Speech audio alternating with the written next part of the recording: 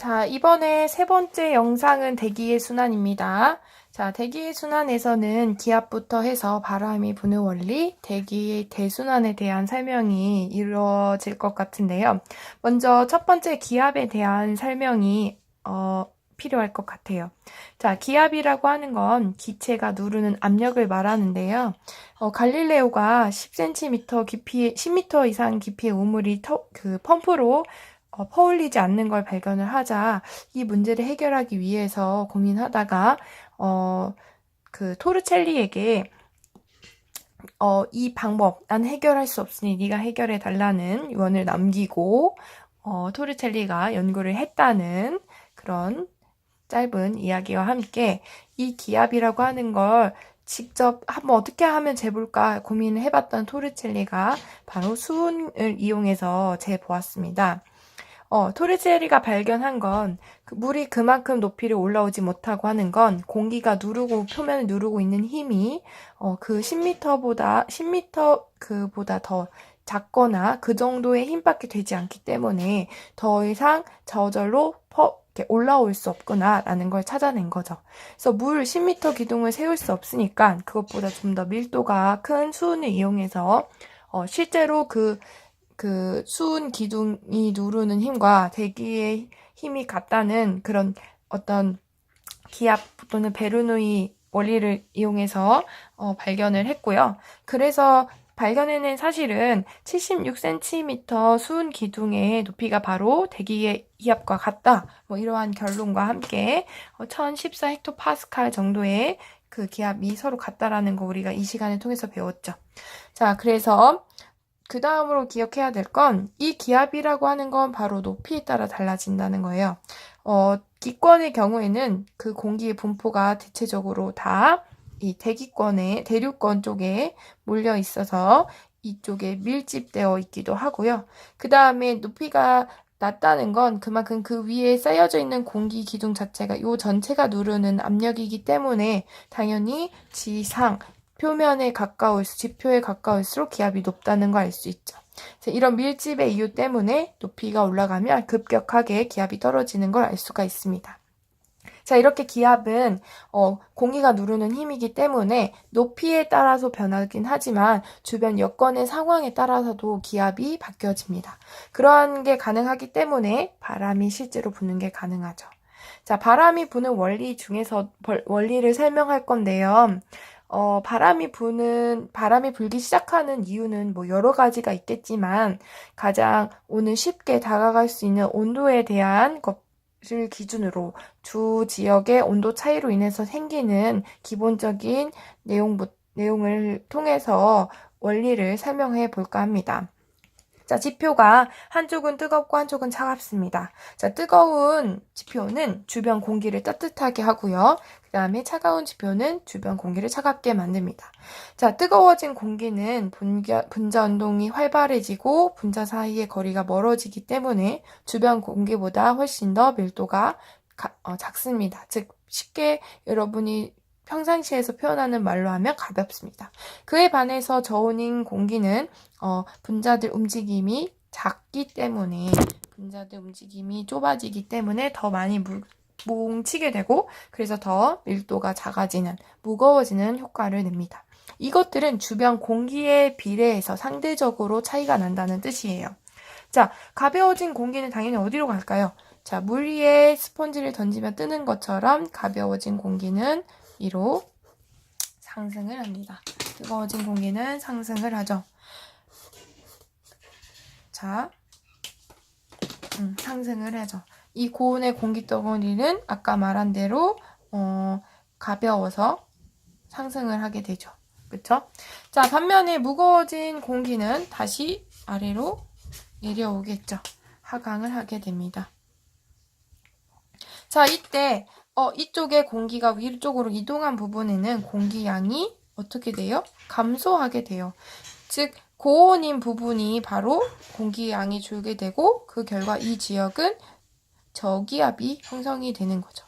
앞에서 말한 것처럼 기압이라고 하는 거는 높이에 따라 다르지만 주변 환경에 따라 다르다고 했으니까요.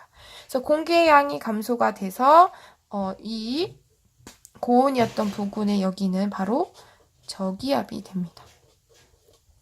자, 반면에 저온인 곳은 공기양이 증가해서 고기압이 형성되겠죠.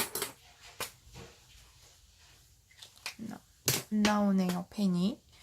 고기압이 됩니다. 자, 기압이 많다, 공기양이 많다. 즉, 주변으로 더 이상 내려오면 올수록 더 여기는 기압이 세지고, 그래서 이 너무나 많은 이 공기양은 더 이상 내려갈 곳이 없으면 지표에 닿으면 양옆으로 이동하게 되겠죠. 양옆으로. 반면에 주변보다 공기가 적은 쪽은 주변에서 남는 공기가 밀려 들어오겠죠. 자, 그래서 고기압 지역에서는요. 고기압 지역에서는 나가는 반면에 저기압은 공기가 들어오는 형상을 알아볼 수가 있고요. 그 다음에 요 위쪽도 마찬가지로 여기는 공기양이 늘어나고 여기는 적어지기 때문에 이쪽으로 이동하는 이런 현상이 일어나게 되죠. 즉, 온도 차이에 의해서 우리가 대류 현상이 일어나듯이 바로 바람의 이 공기 중에서도 지역마다의 온도 차이로 인해서 이러한 대류 현상이 일어나게 되죠.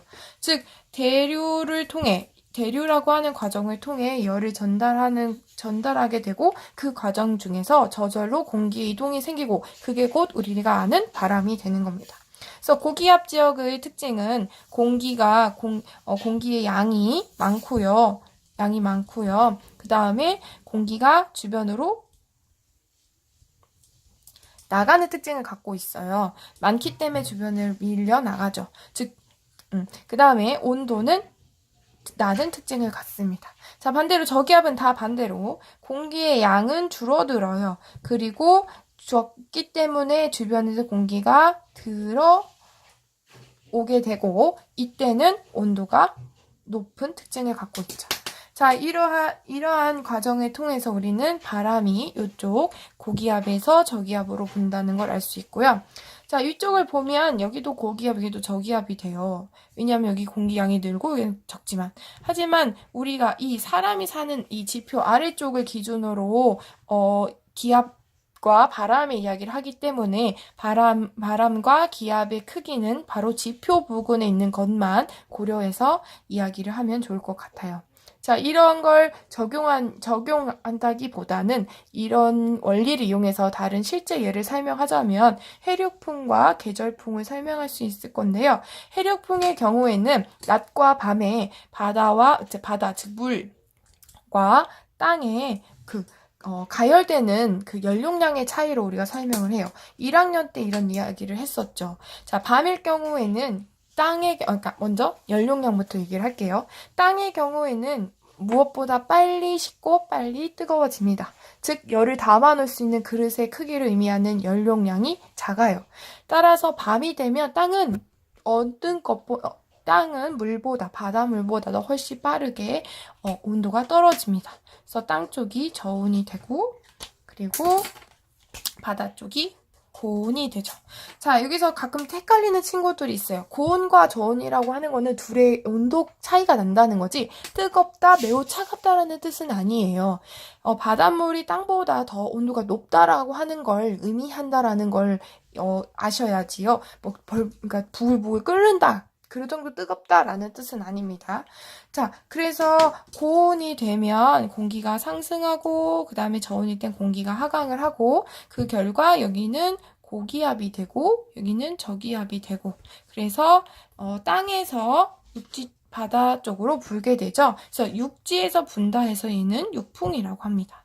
반면에 낮은 쉽게 뜨거워지는 땅이 고온이 되고요. 그 다음에 바다 쪽이 저온이 됩니다. 자, 그 결과 공기는 땅에서 상승, 바다에서 하강, 그래서 바람이 바다에서 분다고 합니다. 그래서 여기를 해풍이라고 하죠. 그래서 낮에 사진을 찍을 때 우리가 바닷가를 두고 사진을 찍지만 사실은 바람이 뒤에서 불어오기 때문에 참 머리카락 때문에 찍기 어려운 경험 한번 해보시기 바랍니다. 자, 계절풍도 마찬가지로요. 동일한 이유로 겨울에는 땅이 차가우니까 차가운 곳이 고기압이 되고 그 결과 겨울에는 이쪽으로 불고요. 여름에는 바다가 땅보다 상대적으로 온도가 높으니까 여기서 이쪽으로, 잘못 말했네요. 그쵸? 여름에는 땅 쪽이 더 뜨겁으니까 이쪽이 저온이 되는 여름이고, 겨울은 바닷물이 더 따뜻하고 땅이 더 차가우니까 요렇게 불게 되죠. 자, 이렇게 해서 바람까지 설명했습니다. 다음 시간에는 대기순환에 대해서 알아볼까요?